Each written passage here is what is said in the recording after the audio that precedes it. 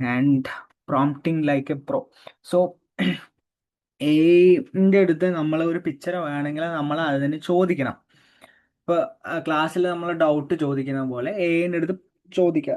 അങ്ങനെ ചോദിക്കുകയാണ് നമ്മൾ എന്റെ അടുത്ത് ഒരു ഇത് ഇമേജ് വേണം. അതിന് എന്താ പറയുന്നത്, അതിന്റെ പേരെന്താണെന്നറിയോ?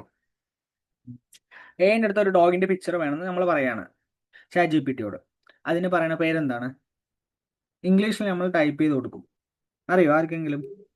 ഇമേജ് അല്ല, ഇമേജ് വേണമെന്ന് ചാറ്റ് ജി പി ടിയോട് നമ്മൾ പറയാണ്. എങ്ങനെ പറയും? ഇംഗ്ലീഷിൽ ടൈപ്പ് ചെയ്ത് പറയാം. അതിനൊരു പേരുണ്ട്. നമ്മൾ റെക്കോർഡഡ് വീഡിയോസ് ഒക്കെ അയച്ചിട്ടുണ്ടായിരുന്നു. അറിയില്ല ആർക്കും? പ്രോംപ്റ്റിംഗ്. യെസ്. ആരാ പറഞ്ഞേ? Advait Krishna. Okay okay, good good good.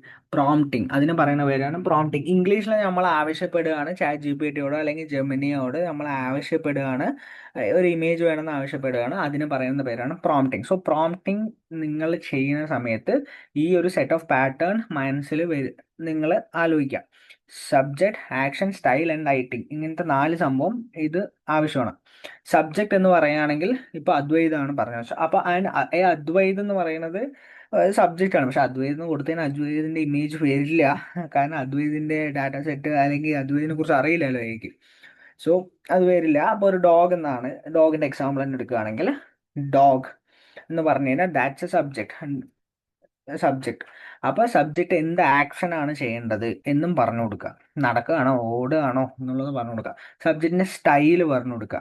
ഇപ്പോൾ ഒരു ഡോഗ് ആണെങ്കിൽ സ്റ്റൈല് വേണമെങ്കിൽ അഡീഷണൽ ഒരു ഡോഗിന് ഡ്രസ്സും ക്യാപ്പൊക്കെ ഉള്ള പോലെ അങ്ങനെ പറയാം. ലൈറ്റിങ്, നിങ്ങൾക്ക് ഏർലി മോർണിംഗ് ആണോ അതോ വൈകുന്നേരങ്ങളിലാണോ, എങ്ങനെയാണ് ലൈറ്റിങ്, അതിന്റെ മൂഡ് എങ്ങനെയാണ് എന്നുള്ളതെല്ലാം നിങ്ങൾ സ്പെസിഫൈ ചെയ്യും. ഇപ്പോൾ ഞാനൊരു പ്രോംപ്റ്റ് ഉണ്ടാക്കുകയാണെങ്കിൽ